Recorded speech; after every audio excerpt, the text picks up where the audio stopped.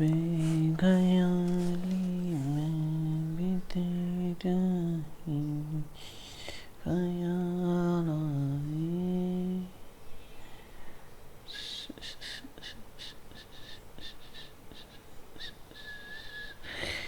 चलो welcome back guys. अभी तक हमने क्या देखा है कि हमने अपोर्शनमेंट देखा, अलोकेशन देखा, रीएप्रोप्रिएशन देखा। मतलब अभी तक हम क्या कर रहे थे कि हम जो ओवरहेड्स है उसे कलेक्ट कर रहे थे और डिपार्टमेंट को चार्ज कर रहे थे। हम डिपार्टमेंट वाइज ओवरहेड्स निकाल रहे थे, ठीक है। लेकिन हम कर क्या रहे हैं, हम कुछ प्रोड्यूस कर रहे हैं। क्या प्रोड्यूस कर रहे हैं? एक प्रोडक्ट प्रोड्यूस कर रहे हैं हम, जैसे कि प्रोडक्ट एक्स है, या कोई एक जॉब कर रहे हैं, जॉब वाई है। तो हमें कॉस्ट किसकी निकालनी है? हमारे प्रोडक्ट की निकालनी है या हमारे जॉब की निकालनी है ना। तो सिर्फ ओवरहेड को कलेक्ट करके अपोर्शन कर से कलेक्ट करके अलोकेट करने से या कलेक्ट करके अपोर्शन करने से हमारा काम पूरा हो जाएगा क्या? नहीं, हमें वो चार्ज करना होगा। हमें वो चार्ज करना होगा कि इसमें प्रोडक्ट की कॉस्ट में या जॉब की कॉस्ट में। तो उस प्रोसेस को, प्रोडक्ट की कॉस्ट में उसे चार्ज करने वाली प्रोसेस को क्या बोलते हैं? उसे कहते हैं एब्जॉर्बिंग ओवरहेड्स। उसे कहते हैं एब्जॉर्बिंग ओवरहेड्स।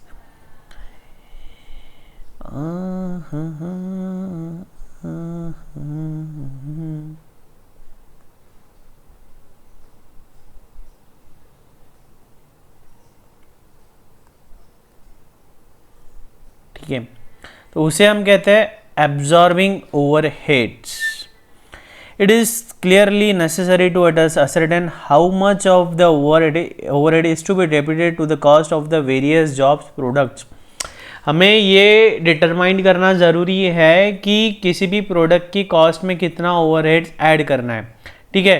तो उसे कहते हैं हम एब्जॉर्बिंग ओवरहेड्स। तो देखते हैं absorbing methods of absorbing overheads to various products और जॉब, ठीक है।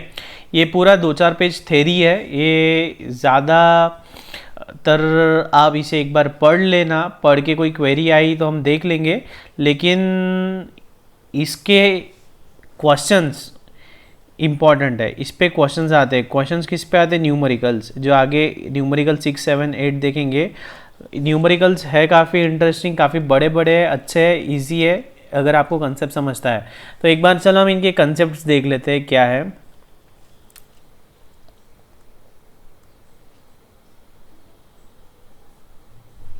ठीक है, तो methods of absorbing overheads to various products और job. The method selected for charging overheads to products और job should be such as will ensure that the total amount charge in a period. देखो method कैसी होनी चाहिए? Method ऐसी होनी चाहिए कि जितना भी ओवरहेड्स है वो पूरा चार्ज हो जाना चाहिए। पूरा ओवरहेड चार्ज हो जाना चाहिए किसमें? प्रोडक्ट में या जॉब में। जो भी हम प्रोडक्ट बना रहे हैं या जो भी हम जॉब कर रहे हैं, उस प्रोडक्ट में जितना भी ओवरहेड्स है वो पूरा चार्ज हो जाना चाहिए, ठीक है। कुछ भी छूटना नहीं चाहिए, ठीक है। ऐसा हमारा ओवरहेड्स का चार्जिंग का मेथड होना चाहिए। तो मेथड कितनी? 6 मेथड दी है, इजी एकदम। Percentage of direct material, percentage of prime cost, percentage of direct labour cost, labour hour rate, machine are rate, rate per unit of output. एकदम इजी है, स्कूल लेवल मैथमेटिक्स है। School level mathematics है। School mathematics जो हम use करते थे, percentage निकालते थे, बस वही परसेंटेज निकालना है। तो अभी हम स्टार्ट करेंगे तो आपको समझ में आ जाएगा, कुछ भी नहीं, एकदम जिंदी है। परसेंटेज ऑफ डायरेक्ट मटेरियल, तो इसमें क्या रहेगा? जो डायरेक्ट मटेरियल है उसका एक परसेंटेज निकालेंगे। Under this method the cost of direct material, cost of direct material consumed is the base for calculating the amount of overhead absorbed। तो ये जो पहला मेथड है इसमें बेसिस क्या है? जो जितना डायरेक्ट मटेरियल हमने कंज्यूम किया उसके बेसिस पे चार्ज कर देंगे। तो फॉर्मूला क्या हो गया? टोटल प्रोडक्शन ओवरहेड, जो हमने पहली स्टेजेस करके हमने जो निकाला है, जो पहले 2-4 स्टेजेस किए थे हमने, कि अलोकेट किया था, अपोर्शनमेंट किया था, रीअपोर्शनमेंट किया था। तो उसके बाद क्या मिल रहा था हमें? प्रोडक्शन डिपार्टमेंट ए का total overheads, production department B का टोटल ओवरहेड्स आ रहा था। तो वो यहाँ न्यूमरेटर में आ जाएगा, ठीक है। और डिनोमिनेटर में क्या रहेगा? Direct material cost. तो जितना भी डायरेक्ट मटेरियल कॉस्ट लग रहा है वो, इंटू 100, तो ये मतलब क्या हो गया, परसेंटेज इंटू 100 किया मतलब परसेंटेज निकल गया। ठीक है, तो ये था पहला मेथड। इसमें देखो बजटेड लिखा है, बजटेड क्यों, क्योंकि हम ओवरहेड चार्ज कर रहे हैं। जो पहले की 3-4 स्टेप्स थी, अपोर्शनमेंट, अलोकेशन, रीअपोर्शनमेंट, वो सब क्या एक्चुअल में था क्या, नहीं, बजटेड मतलब हम फोरकास्ट ही कर रहे थे ना, हमें प्रोडक्ट का रेट तो आज निकालना है ना, तो हम क्या पूरा साल खत्म होने तक रुक सकते हैं क्या, नहीं, तो इसलिए सब बजटेड का गेम चल रहा है अभी हमारा। दूसरा है percentage of prime cost method, तो सेम वही है, हमने यहाँ क्या लिया, डायरेक्ट मटेरियल को बेस लिया। सेकेंड स्टेज में हम क्या करेंगे, प्राइम कॉस्ट को बेस ले लेंगे, तो total production overheads of a department divide by prime cost. तो दोनों मेथड में क्या फ़र्क है, कुछ भी फ़र्क नहीं है। पहले मेथड में हम डायरेक्ट मटेरियल को बेस ले रहे हैं, तो डायरेक्ट मटेरियल से हम डिवाइड कर रहे हैं। सेकेंड मेथड में हम प्राइम कॉस्ट को बेस ले रहे हैं, इसलिए प्राइम कॉस्ट से डिवाइड कर रहे हैं। ठीक है इस पर ये सिंपल एग्जाम्पल भी दिया हुआ है। जैसे कि पहली मेथड से देखते हैं, तो पहली मेथड से अगर हमारा टोटल ओवरहेड्स कितना निकल रहा है, फैक्ट्री ओवरहेड्स निकल रहा है 90,000, तो 90,000 डिवाइड बाय, किससे डिवाइड करेंगे, डायरेक्ट मटेरियल। डायरेक्ट मटेरियल कितना है, 2 लाख इंटू 100 कितना आ रहा है, 45% आ रहा है। कितना आ रहा है, 45% आ रहा है। देखो 45% है ना, कितना है, 45% है। और उसी तरह प्राइम कॉस्ट वाला मेथड ले लेते हैं। प्राइम कॉस्ट का क्या मेथड है, 90,000 divide by prime cost. Prime cost मतलब 2 lakh plus 1 lakh, 3 lakh divide by 3 lakh into 100, तो कितना आ रहा है, ये 30% आ रहा है। कितना आ रहा है, 30%। तो सिंपल है एकदम। तो प्रोडक्ट का कॉस्ट कितना हो गया, प्रोडक्ट का कॉस्ट कितना हो गया, ये सुनो, ये क्या आ गया हमारा, एब्जॉर्प्शन का रेट आ गया। ये आ गया हमारा एब्जॉर्प्शन का रेट। ये है डायरेक्ट मटेरियल के बेसिस पे, और ये है प्राइम कॉस्ट के बेसिस पे। ठीक है, ये डायरेक्ट मटेरियल की बेसिस पे, ये प्राइम कॉस्ट के बेसिस पे। ठीक है, अब हमें हमारा जो प्रोडक्ट दिया एग्जाम्पल में, एग्जाम्पल क्या दिया है, if on a job material cost is 10,000 और डायरेक्ट लेबर है 7,000, तो हमें क्या बोल रहा है, वो मटेरियल लग रहा है, डायरेक्ट मटेरियल लग रहा है 10,000 का और डायरेक्ट लेबर लग रहा है 7,000 का। ठीक है, तो प्राइम कॉस्ट कितनी आ रही है, 17,000। कितनी आ रही है प्राइम कॉस्ट, 17,000। तो हमारा कॉस्ट कैसा आएगा, तो हमारा कॉस्ट आएगा ये 17,000 आ जाएगा, ये 17,000 प्लस हम मेथड कौन सी यूज़ कर रहे हैं, डायरेक्ट मटेरियल की। तो डायरेक्ट मटेरियल का क्या है, 45% of direct material. Direct material हमने प्रोडक्ट में यूज़ कितना किया है, 10,000, तो 10,000 इंटू 45% कितना आ रहा है, 4,500। कितना आ रहा है, 4,500। तो कितना हो रहा है ये, 21,500। 21,500। तो डायरेक्ट मटेरियल की मेथड से हमारा कॉस्ट आ रहा है 21,500, उसमें 4,000 का ओवरहेड एब्जॉर्ब हो रहा है। ठीक है, सिमिलरली यहाँ पे कितना आ रहा है, 17,000, तो वैसा का वैसा आ रहा है। चेंज क्या हो रहा है, ओवरहेड चार्ज करने में। ओवरहेड का चार्जिंग का मेथड हमने कौन सा यूज़ किया है, प्राइम कॉस्ट वाला, तो उसका बेसिस कितना आ रहा है, 30% of prime cost. Prime cost हमारी कितनी है, प्राइम कॉस्ट है हमारी 17,000, तो 17,000 इंटू 30% कितना हो रहा है, वो 5,100। कितना हो रहा है, 5,100। तो 17 प्लस 5,100 22,100, 22,100। ठीक है, तो देखो डायरेक्ट मटेरियल की मेथड से हमारा आंसर आया 21,500, प्राइम कॉस्ट की मेथड से आया 22,100। ठीक है, सिंपल है एकदम, कुछ भी नहीं है, परसेंटेज निकालना है, उसी परसेंटेज के बेसिस पे हमें चार्ज करना है। और ये क्या है, हमारा बजटेड चल रहा है। अब जब हम एक्चुअल में देखेंगे तो एक्चुअल में वेरिएशन आ सकता है। एक्चुअल में जब हम साल खत्म होने के बाद में हमारा खर्चा निकालेंगे तो ओवरहेड्स हमारे कम ज़्यादा हो सकते हैं, तो उससे कोई फ़र्क नहीं गिरता है। तो वो जो कम या ज़्यादा होगा उसे हम अंडर एब्जॉर्प्शन, ओवर एब्जॉर्प्शन बोलेंगे, और उसकी क्या ट्रीटमेंट होती है आगे जैसे जैसे हमारा लेक्चर कमेंट्स होते जाएगा, हमें वो समझता जाएगा। ठीक है, तो ये थ्योरी आपने पढ़ना है एक बार, सिंपल है, कुछ भी नहीं है, एडवांटेजेस वगैरह लिखे हैं उसके बाद में। अगला है percentage of direct labour cost, वही है percentage of direct labour cost. तो इसमें क्या है, डिवाइड किससे कर देंगे, डायरेक्ट लेबर से। पहले में किससे किया था, डायरेक्ट मटेरियल से, दूसरे में प्राइम कॉस्ट से, तीसरे में डायरेक्ट लेबर से। इसके एडवांटेजेस डिसएडवांटेजेस देख लेते हैं एक बार। मेथड एकदम सिंपल है, इकोनॉमिकल है, सिंपल है, कुछ भी नहीं है, एकदम इजी है। डायरेक्ट लेबर का कॉस्ट तो हमें पता ही होता है कि हमने हमारे एम्प्लॉयज़ को कितना पैसा दिया है। Time factor is given recognition. अच्छा ये चलो ऊपर का पढ़ लेते हैं, इसमें टाइम फैक्टर की बात की है। तो देखो ये जो मेथड है इसमें टाइम से कुछ रिलेशनशिप है क्या? हमारा जो ओवरहेड्स होता है अलग अलग है, सेलिंग डिस्ट्रीब्यूशन ओवरहेड्स है, एडमिनिस्ट्रेशन ओवरहेड्स है, मैन्युफैक्चरिंग ओवरहेड्स है। तो सबसे बड़ा ओवरहेड्स कौन सा है? मैन्युफैक्चरिंग ओवरहेड्स है। इसके पहले भी हमने इस पे बात की है। तो जो ओवरहेड्स लग रहे हैं उसका कहीं ना कुछ रिलेशनशिप टाइम से होता है। जैसे कि रेंट लग रहा है, सुपरवाइज़र की सैलरी लग रही है, क्लीनिंग लग रहा है, ठीक है। रेंट कहीं ना कहीं टाइम फैक्टर आता है, कितने महीने के लिए रेंट कितने टाइम के लिए दिया है, सुपरवाइज़र कितने आवर्स के लिए फैक्ट्री में है, तो ऐसा कहीं ना कहीं टाइम फैक्टर आ रहा है। तो ये जो पहली दोनों मेथड है ना, ये टाइम फैक्टर को इग्नोर कर रही है। पहली दोनों मेथड्स टाइम फैक्टर को इग्नोर कर रही है। ये अगर आप पढ़ोगे तो इसमें थोड़ा सा डिटेल में दिया है, पढ़ना है, समझना है, और एग्जाम पॉइंट ऑफ व्यू से उसका कुछ भी रिलेवेंस नहीं है, इररिलेवेंट है। इनको लिखना था इसलिए इन्होंने कुछ लिख के रखा है। इलॉजिकल थ्योरी है, इलॉजिकल थ्योरी है। और यहाँ क्या बोलते हैं वो, the time factor is given recognition. Time factor को ऊपर की दो मेथड में बोलते हैं कि टाइम फैक्टर को रिकॉग्निशन नहीं दी है, और ये मेथड में बोलते हैं कि टाइम फैक्टर को रिकॉग्निशन दिया है। क्यों? क्योंकि डायरेक्ट लेबर आवर्स के बेसिस पे, डायरेक्ट लेबर कॉस्ट की बेसिस पे हम चार्ज कर रहे हो। डायरेक्ट लेबर कॉस्ट डायरेक्टली कितने टाइम लेबर ने काम किया उस पर डिपेंड करता है ना। हमने लेबर टॉपिक में देखा था ना, लेबर को सैलरी कितनी मिलेगी, जितने आवर्स जितने डेज वो काम करेगा। तो इसमें टाइम फैक्टर को रिकॉग्नाइज किया है। Total expenses recovered will not differ. इसमें ये बोलते हैं कि जो एक्सपेंसेस रिकवर्ड है वो ज़्यादा डिफर नहीं होंगे। रिकवर्ड मतलब क्या बोलता है ये, कि एस्टिमेट, हम जो काम कर रही है पूरा एस्टिमेशंस के बेसिस पे, बजट के बेसिस पे, और जब एक्चुअल में जब हम देखेंगे तो कुछ वेरिएशन आ सकता है, अंडर ओवर एब्जॉर्प्शन हो सकता है। तो ये मेथड के जरिए अंडर ओवर एब्जॉर्प्शन कम होगा, ऐसा इनका बोलना है। अब एक्चुअल में इससे कुछ रिलेशन है नहीं।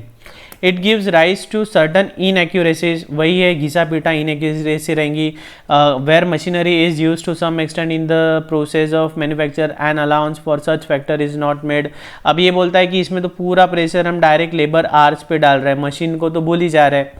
क्योंकि देखो यहाँ हम बेसिस क्या पकड़ रहे हैं कि जितना लेबर आवर्स है उसके बेसिस पे हम चार्ज कर रहे हैं। लेकिन ऐसा कोई काम होगा जो मशीन इंटेंसिव है, जहाँ पे लेबर का तो कुछ ज़्यादा रोल है ही नहीं, जहाँ लेबर का ज़्यादा रोल है ही नहीं, तो वहाँ पे तो बेसिस मशीन आवर्स होना चाहिए था, मशीन का कॉस्ट होना चाहिए था।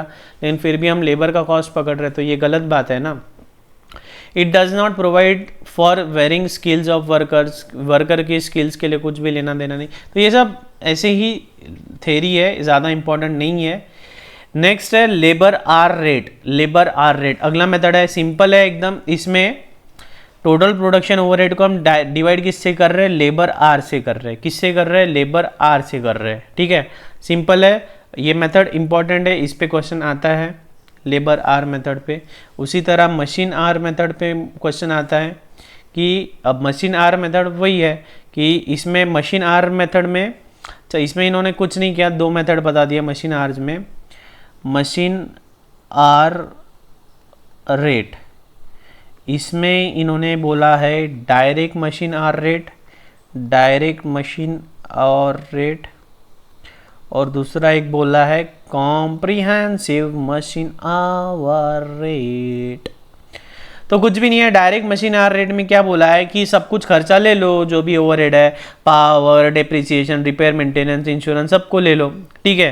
तो ये आ गया हमारा डायरेक्ट मशीन आर रेट। और इसके बावजूद भी ऐसा कोई खर्चा है जो हमसे छूट गया है, जो एक्सक्लूड हो गया है, उसको यहाँ पे ले लो, उसको यहाँ पे ले लो। तो कुछ भी नहीं है, लॉजिकल नहीं है, यूजलेस है। क्वेश्चन में आपको कहीं ऐसा दो रेट नहीं दिखेगा, डायरेक्टली मशीन आर रेट दिखेगा या डायरेक्टली लेबर आर रेट दिखेगा। ये direct and comprehensive machine are rate illogical bifurcation किया है इन्होंने बस बोला है कि यहाँ पे डायरेक्ट मशीन आर में सारे एक्सपेंसेस ले लो, और उसके बावजूद भी कोई एक्सपेंसेस छूट जाता है तो उसको कॉम्प्रिहेंसिव मशीन आर रेट में ले लो। तो कुछ नहीं है, बेवकूफ़ी है वो। ये आगे वही स्टेप्स है जो हमने किया था कि हमने कैलकुलेट ओवरहेड्स किए थे, उसको अपोर्शन किया था, बाद में अलोकेट किया था, वही सब है इसमें, सिंपल है, कुछ भी नहीं है। जब हम एग्जांपल देखेंगे तो हमें समझ में आएगा। अब ये मशीन आवर रेट के एडवांटेजेस डिसएडवांटेजेस है, ये आपको एक बार पढ़ने हैं।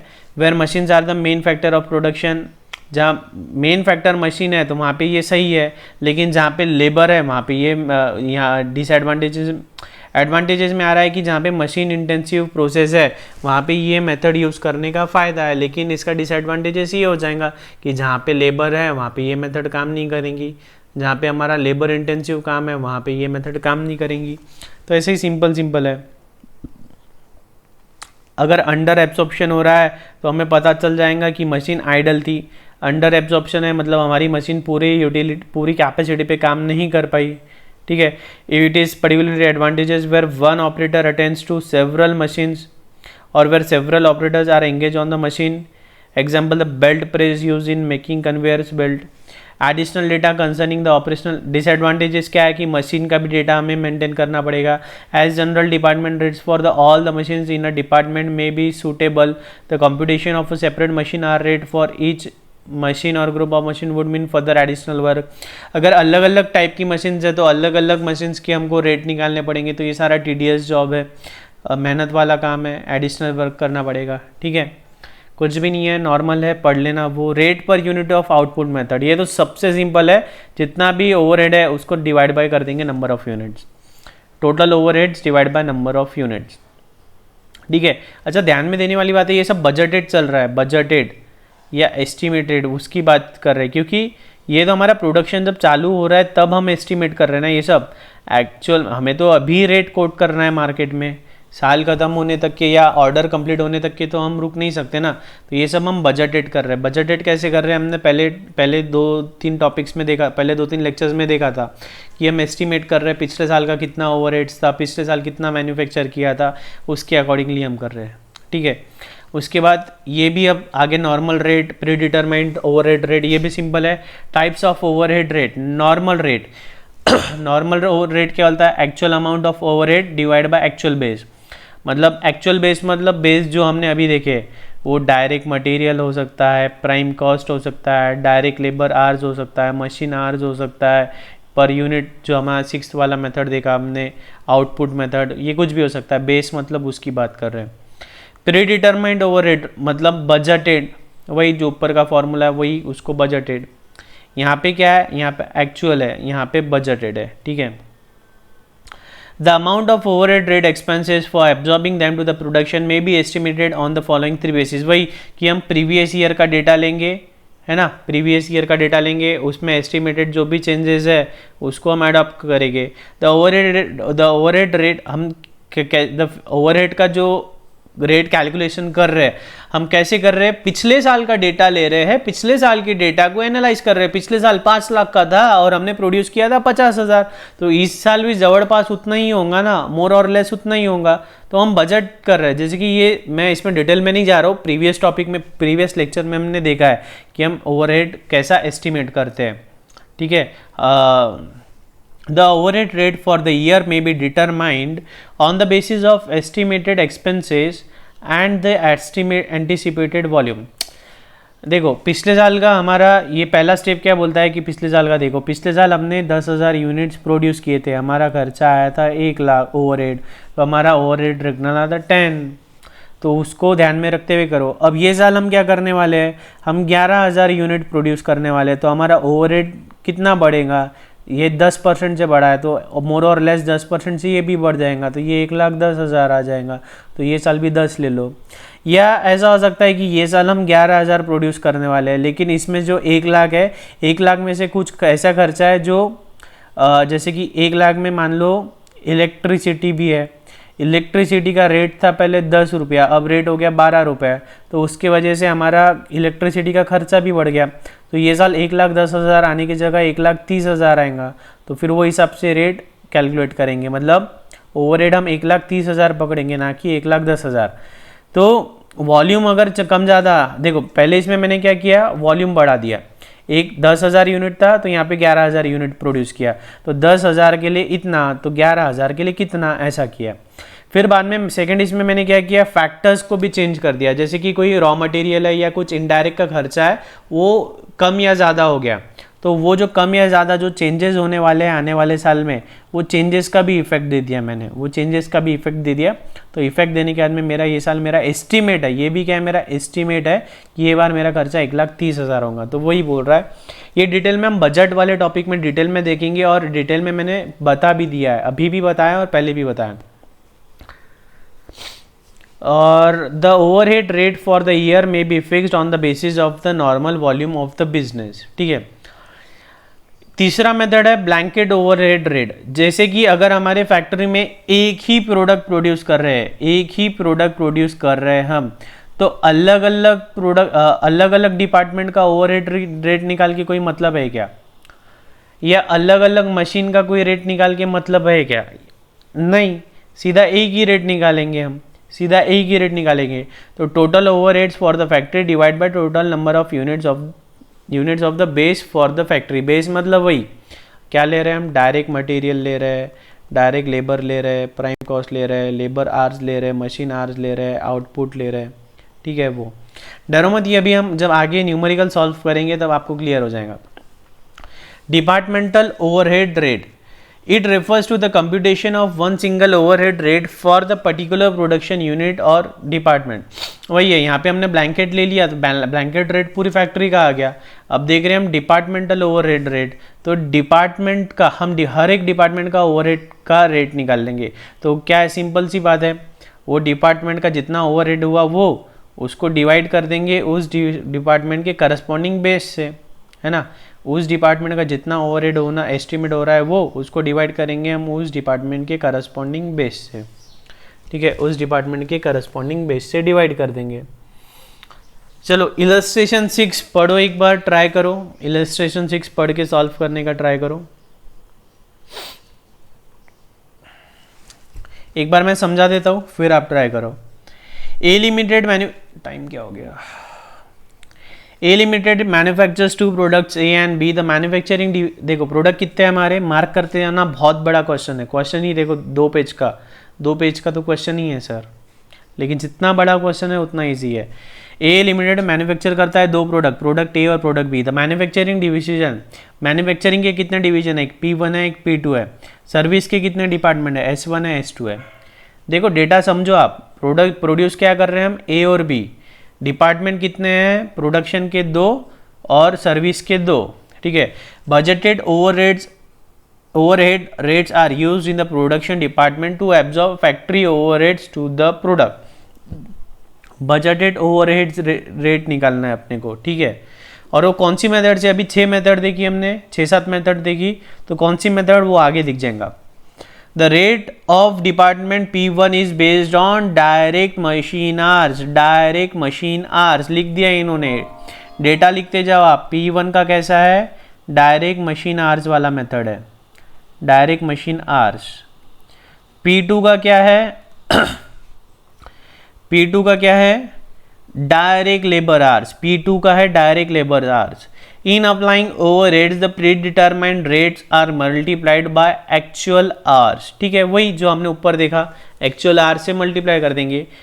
ये डायरेक्ट जो रेट आएगा उसको एक्चुअल आवर्स से मल्टीप्लाई करेंगे, जैसे कि यहाँ देखा ना हमने, टिंग टिंग टिंग टिंग टिंग टिंग, जोश रखो। यहाँ पे हमने क्या किया, एक्चुअल डेटा यूज़ कर लिया है ना, ये हमने रेट निकाला और बाद में हमने जो एक्चुअल था एक्चुअल के हिसाब से ये निकाला 17,000, है ना।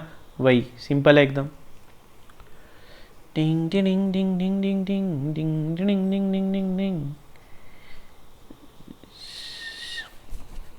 For allocating the service department cost to the production department, the basis adopted is as follows।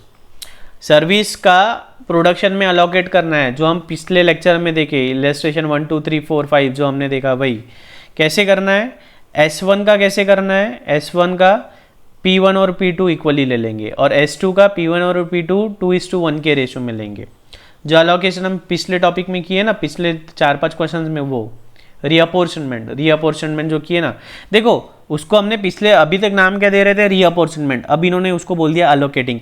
तो ये अलोकेशन, रीअपोर्शनमेंट, अपोर्शनमेंट, ये स्ट्रिक्ट मीनिंग पे मत जाओ आप, सबका मतलब एक ही है, हमारा ऑब्जेक्टिव एक ही है, उस चिड़िया की आँख, हमारा ऑब्जेक्टिव एक ही है, प्रोडक्ट की कॉस्ट निकालना, ठीक है। अलोकेशन बोलो, अपोर्शनमेंट बोलो, रीअपोर्शनमेंट बोलो, सब एक ही समझ के चलो आप। The following budgeted and the actual data are available, budgeted और एक्चुअल डेटा है। Factory overheads budgeted for the year, P1 का इतना है, P2 का, S1 का, S2 का। S1 और S2 का क्या करेंगे, S1 का इक्वली डाल देंगे और S2 का 2:1 के रेशो में डाल देंगे, ठीक है, 2:1 के रेशो में, ओके है। बजटेड आउटपुट, आउटपुट बजट कितना प्रोड्यूस करने वाले हैं, 50,000 और 30,000। बजटेड रॉ मटेरियल कॉस्ट, ए का मिलेगा 120 में, बी का मिलेगा 150 में। Budgeted time required for the production per unit, product ए को 1.5 घंटा लगता है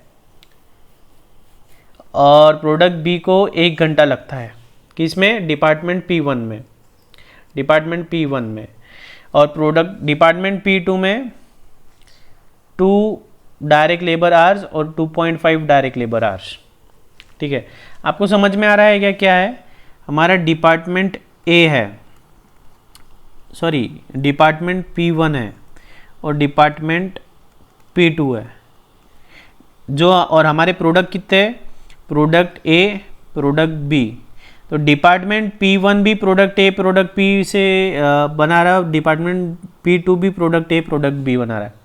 डिपार्टमेंट P1 होगा समझ लो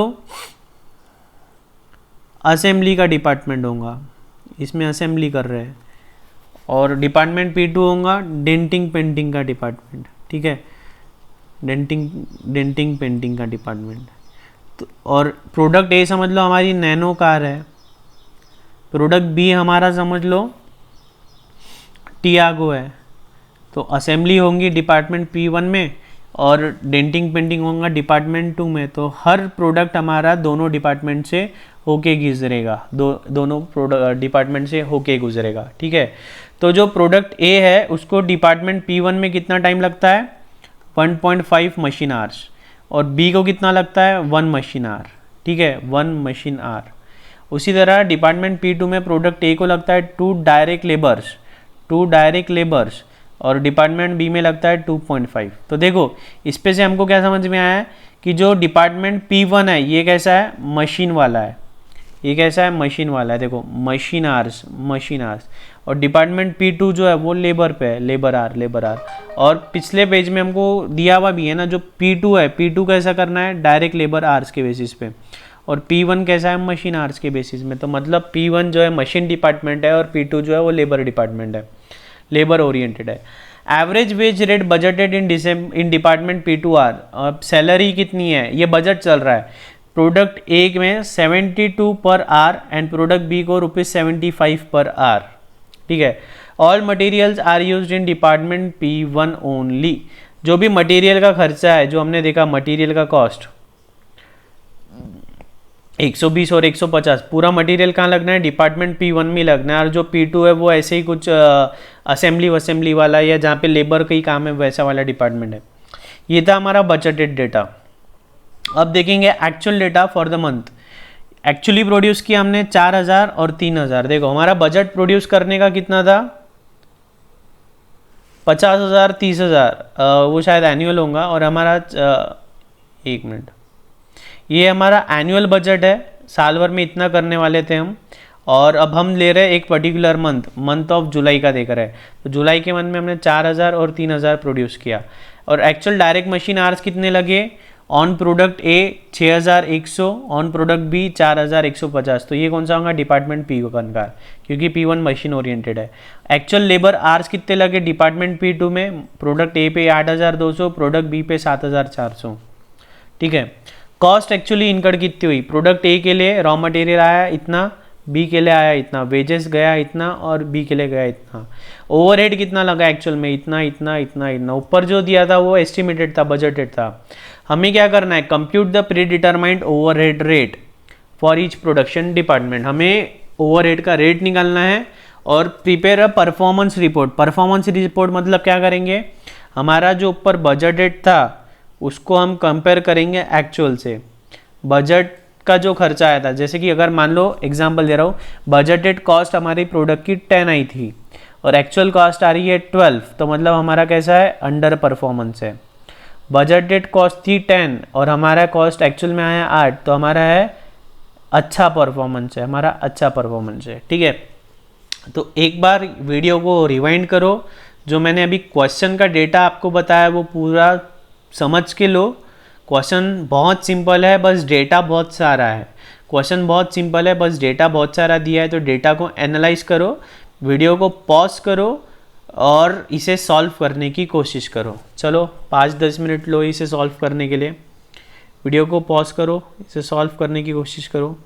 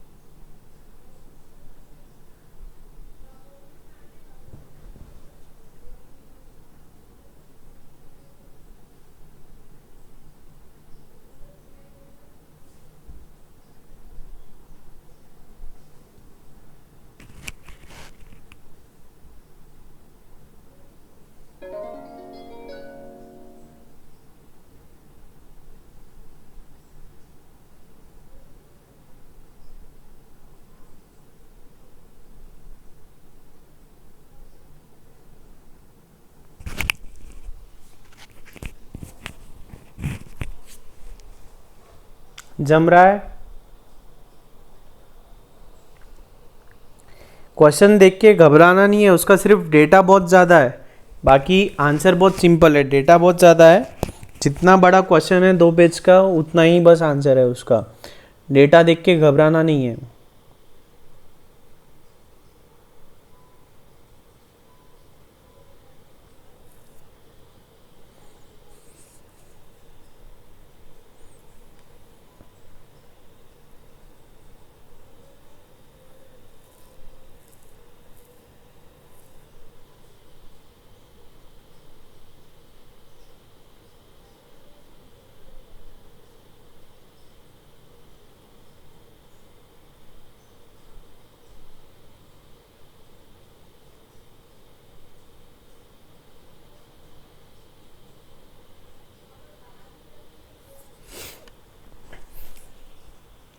ठीक है, आई होप आपको जम गया है वो।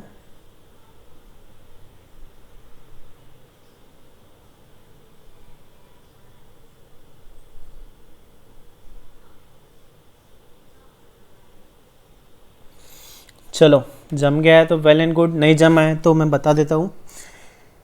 हमें क्या पूछा है उन्होंने, क्वेश्चन क्या पूछता है, compute the pre determined overhead rate for each production department. ठीक है, तो हम कंप्यूट कर लेंगे, लिखना है मेरे साथ साथ।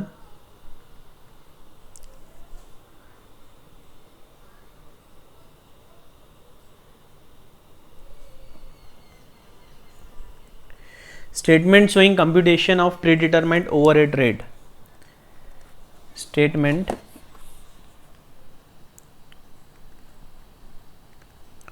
showing computation of predetermined overhead rate, service department.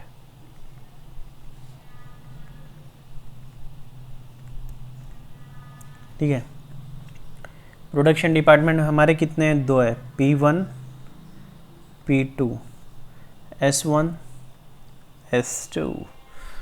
चलो स्केल पेंसिल ले लो बच्चों, ड्रॉ करो।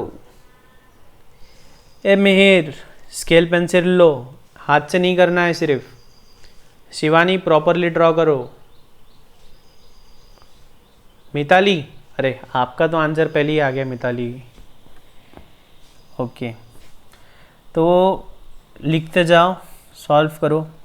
ए, सबसे पहले क्या लिखेंगे, budgeted factory overheads, budgeted factory overheads for the year, कितना है बजटेड? अरे कहाँ गया, बहुत नीचे लिख लिया मैंने तो, बार बार ऊपर जाना पड़ेगा। 25,50,000, 21,75,000, 6,00,000, 4,50,000। बहुत नीचे लिख दिया मैंने, कोई बात नहीं, ऊपर ले लेते हैं।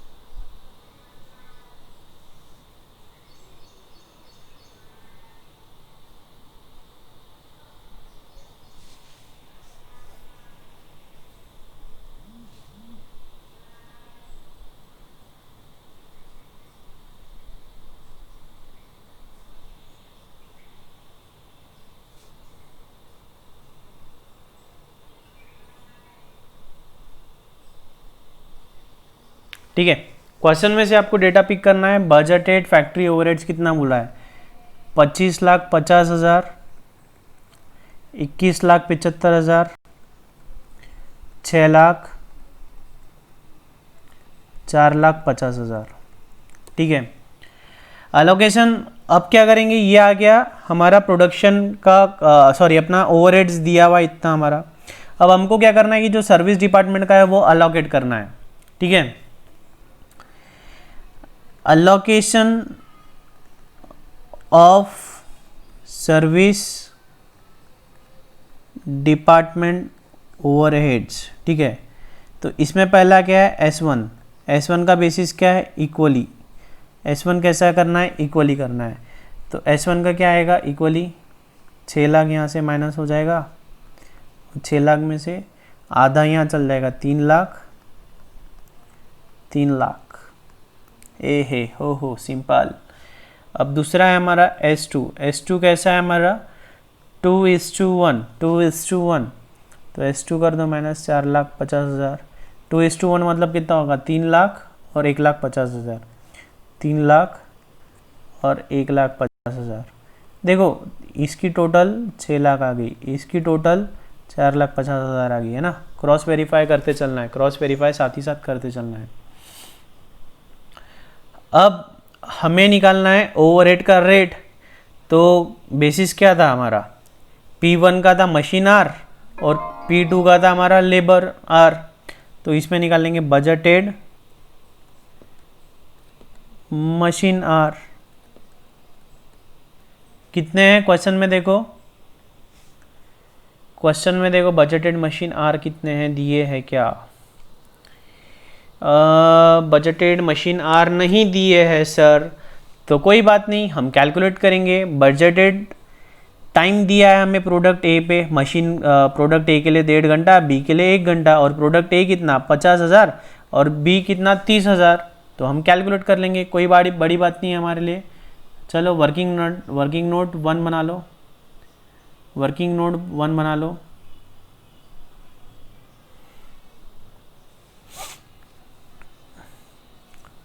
Working note 1, calculation of budgeted machine hours and budgeted labour hours.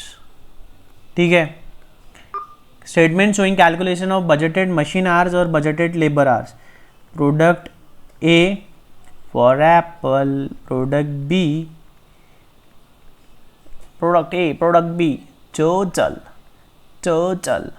ठीक है, बजटेड आउटपुट, बजटेड आउटपुट कितना है अपना, आपको ओपी नहीं लिखना है, आपको पूरा OUTPUT आउटपुट कितना है 50,000 और 30,000, कितना है 50,000 और 30,000, तो लिख लो बेटा 50,000 30,000 50,000 30,000। अब budgeted machine hours in department P1 कितना है, P1 कितना है 1.5 घंटा फॉर प्रोडक्ट ए, 1 घंटा फॉर प्रोडक्ट बी, तो कर लो कितने यूनिट्स है, बजटेड आवर्स कितना है 1.5 घंटा, 1 यूनिट के लिए, यूनिट है कितने 50,000, तो इंटू 50,000 कितना आ रहा है ये 75,000। ठीक है, इसमें कितना है, कितना टाइम लगता है 1 आवर, और यूनिट्स कितने हैं 30,000, तो कितना हो जाएगा 30,000 इंटू 1 30,000। ठीक है, तो देखो हमारा बजटेड मशीन आवर्स आ गया, कितना आ गया 1,05,000, 1,05,000। चलो लिख लो यहाँ पे बजटेड मशीन आवर्स कितना है 1,05,000, कहाँ से आया वर्किंग नोट 1 से आया। ठीक है, ये देखो ये तो 0 0 हो गए यहाँ पे, है ना।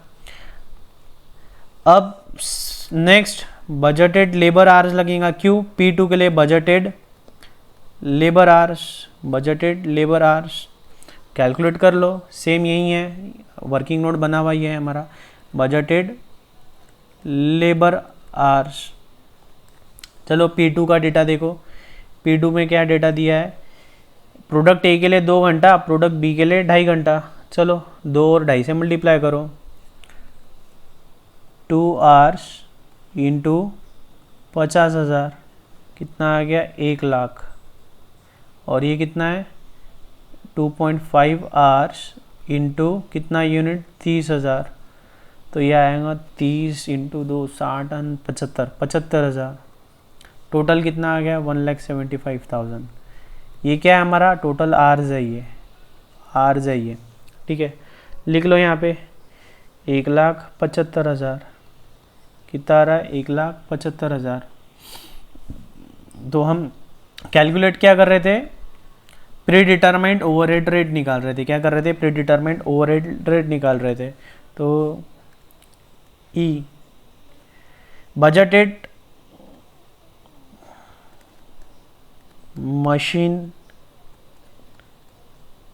Our rate and labour hour rate divide कर दो, किसको खर्चा कितना है 25,50,000 प्लस 3 लाख प्लस 3 लाख कितना हो रहा है, ये कैलकुलेटर लो 25,50,000 plus 3 lakh plus 3 lakh divide कर दो 1,05,000 से, कितना आ रहा है 30, कितना आ रहा है 30, और यहाँ कितना आ रहा है, इसका टोटल कितना आया, इसका टोटल यहाँ लिख लो 25,50,000 प्लस 3 लाख प्लस 3 लाख, तो 31,50,000 डिवाइड बाय 1,05,000, और यहाँ पे कितना है 21,75,000 plus 3 lakh plus 1.5 lakh 26,25,000 divide कर लो 1,75,000 से,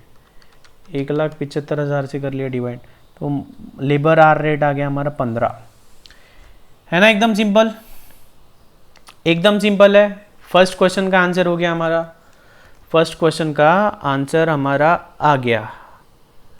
ठीक है,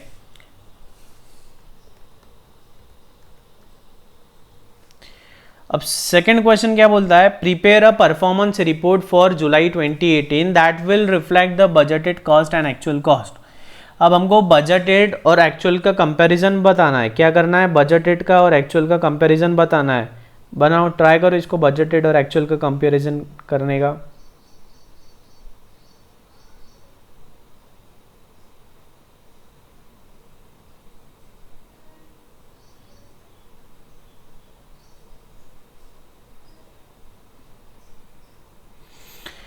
बजटेड और ओवरहेड, बजटेड और एक्चुअल का कंपैरिजन हम कब करेंगे, जब हमारे पास बजटेड का वर्किंग कंप्लीट है और एक्चुअल का, तो बजट रेट का हमको रेट आ रहा है 30 और 15। अब एक्चुअल का कितना आ रहा है, तो हम एक्चुअल का कैलकुलेट कर लेंगे। अब इसे वर्किंग नोट बोलो या सेकेंड स्टेटमेंट बोलो, कुछ फ़र्क नहीं पड़ता है, बस आप लिखना ज़रूर है। तो लिखेंगे अब statement showing computation of actual overhead rates. Statement showing calculation of actual overhead rates. ठीक है, तो वही जो सेम ऊपर किया था वही अभी करना है। Production department, service department, production department, service department, P1 P2 S1 S2 S1 S2। ठीक है, actual factory overheads, actual factory overheads for जुलाई 2018 कितना है, क्वेश्चन में देख के लिखो। Scale pencil, scale pencil.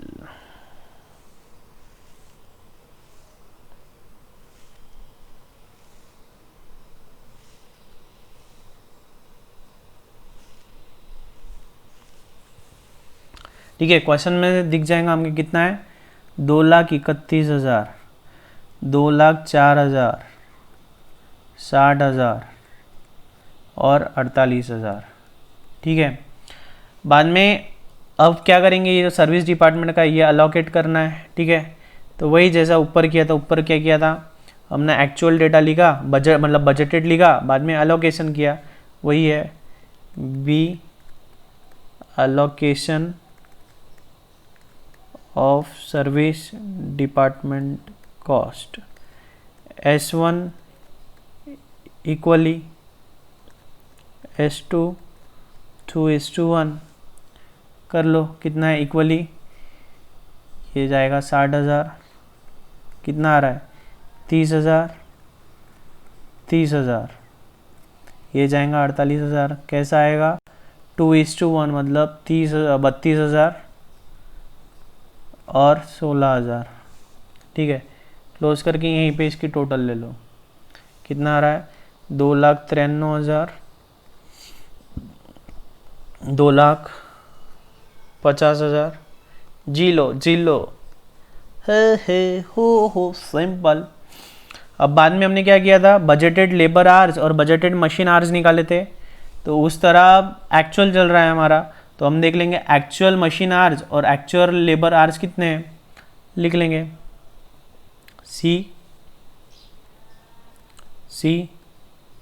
Actual machine hours of department P1, D आएगा actual देखो जो ऊपर किया था ना हमने वही सेम कॉपी पेस्ट कर रहे हैं, ऊपर बजटेड था अभी एक्चुअल है, actual labour hours of department P2। ठीक है, कैसे दिया है कि क्वेश्चन में देखते हैं, मुझे भी नहीं पता क्वेश्चन में दिया है क्या। बजटेड एवरेज और मटेरियल, एक्चुअल डेटा देखो, आवर्स दिए है क्या, actual direct machine hours worked in department P1 कितना है 6,100 ऑन प्रोडक्ट ए, बी में है 4,150। ठीक है, तो एक्चुअल दिया है क्या, machine hours, actual direct machine hours worked in department 6,100 और 4,150। चलो ये दिया है 6,100 और 4,150, इन दोनों को प्लस कर लेंगे 10,250 आ रहा है, कितना है 10,250। लेबर आर दिया है कि 8,200 और 7,400, तो इसका टोटल आ जा रहा है 15,600, कितना आ रहा है 15,600। तो चलो ये दिया है हमको। ठीक है, ये मैंने ऊपर कैलकुलेट किया 10,250 और ये किया 15,600, ये किया है 15,600। ई में क्या है, actual machine hour rate, actual labour hour rate F कर दो लगे तो इसको, तो कैसा होगा ये डिवाइड बाय ये, कितना आ रहा है 2,93,000 डिवाइड बाय 10,250 किती येऊन राहिला 28.59, राउंड ऑफ कर दो 28.59, और ये कितना आ रहा है 16.02, कितना आ रहा है 16.02। चलो अब हमें क्या मिल गया, बजटेड ओवरहेड रेट मिल गया, एक्चुअल ओवरहेड रेट मिल गया। अब हमें क्या करना है, बजटेड का और एक्चुअल का क्या करना है, कंपैरिजन, क्या करना है, दोनों का कंपैरिजन करना है।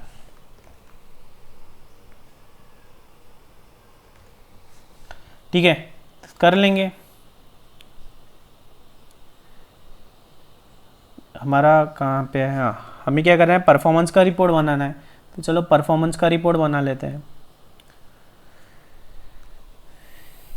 थर्ड, परफॉर्मेंस रिपोर्ट कब का, जुलाई 2018। ठीक है, क्या होगा, दो लोगों का कंपैरिजन होगा, किसका किसका, budgeted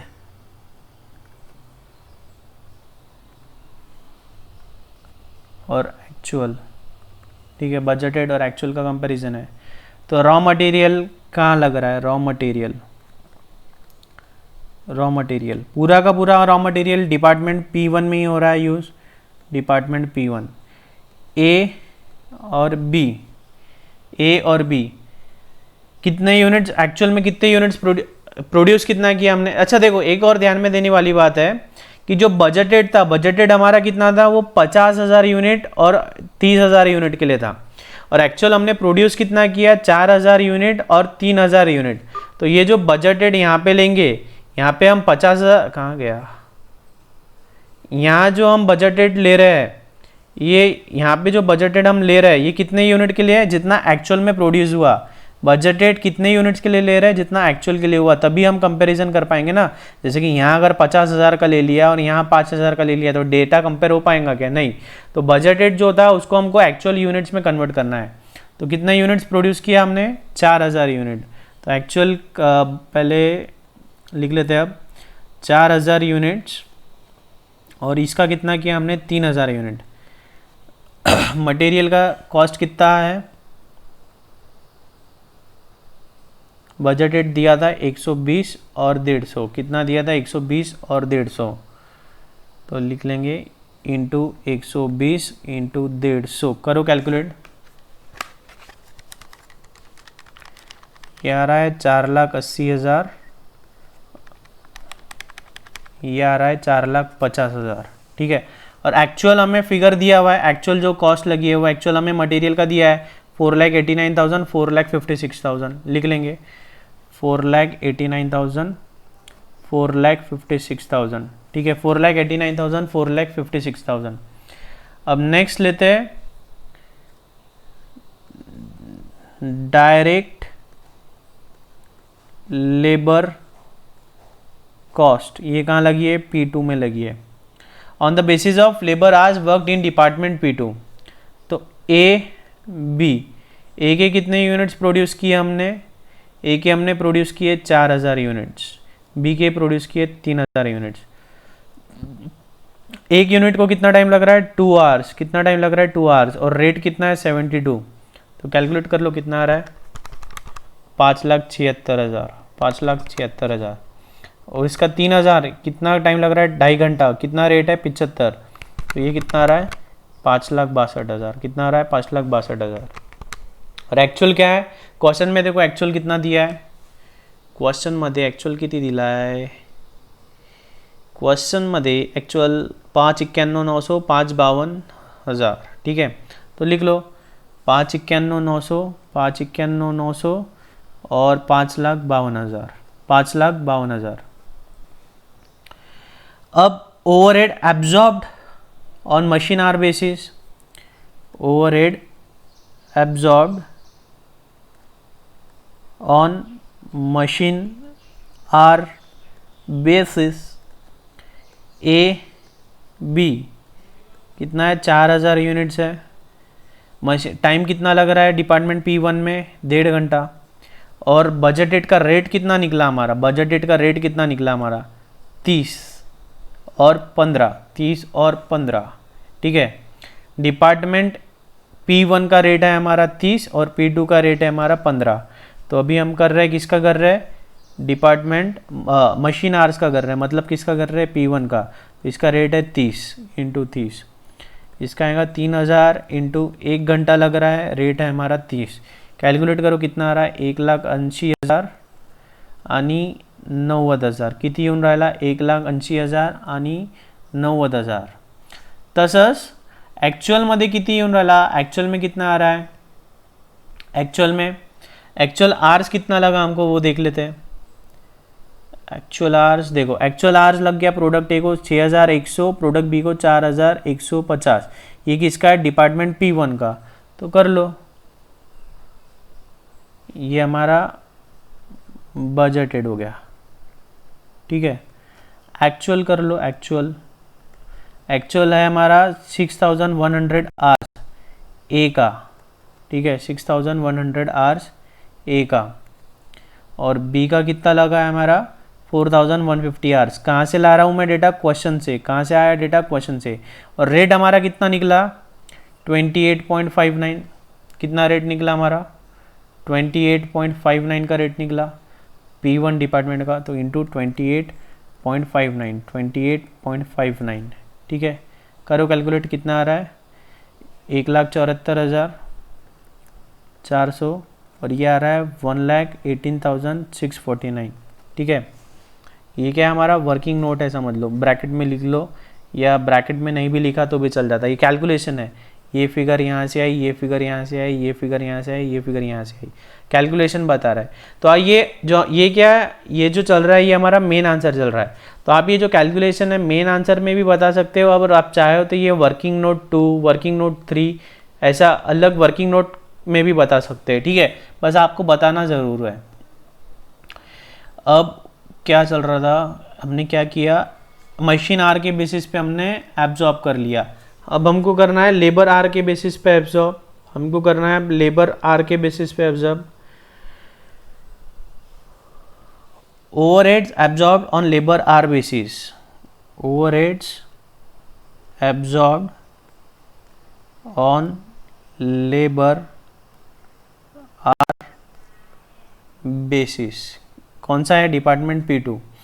A B budgeted, actual A B.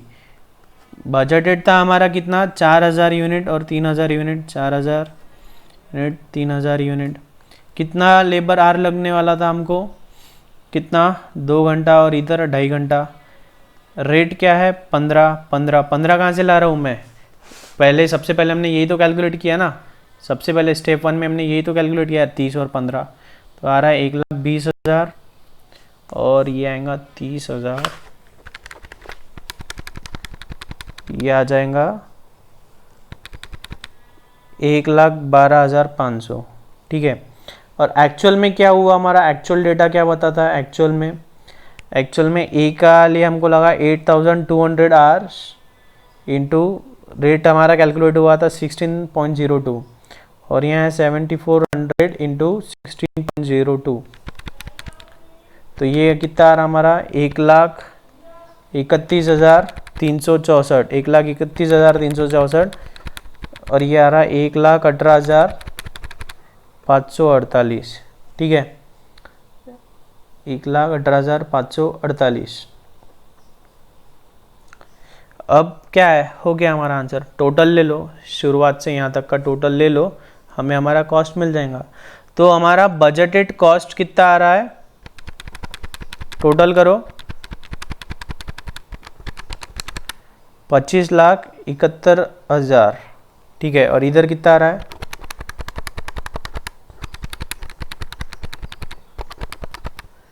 26,31,861, ठीक है, 26,31,861, ठीक है। तो ये हमारा परफॉर्मेंस आ गया। बजटेड था इतना, एक्चुअल है इतना, मतलब हमारा क्या है, अंडर परफॉर्मेंस है। क्या है, अंडर परफॉर्मेंस, ठीक है। चलो ये रिकॉर्डिंग हुआ हमारा 1 घंटे का। अगर यही क्वेश्चन हम क्लास में करते थे तो इसे हम करीब करीब हमें 1.5 घंटा लग जाता था, मतलब आज जितना मैंने रिकॉर्ड किया अभी 1 घंटे का, तो ये करीब करीब 90 to 100 मिनट्स लग जाते थे, ठीक है। तो अगर रिकॉर्ड करके प्रोवाइड कर रहे हैं तो इसमें हमारा टाइम सेविंग हो रहा है। रियल लाइफ में क्या होता है, टीचर आता है, स्टूडेंट्स आते हैं, थोड़ी सी बातचीत होती है, मैं आपको लिखने के लिए समय देता हूँ, अभी मैंने आपको समय दिया कि नहीं, अभी आपने पॉज कर लिया, तो ये सारा हमारा थोड़ा सा टाइमिंग सेव हुआ है। चलो ठीक है, ओके बाय।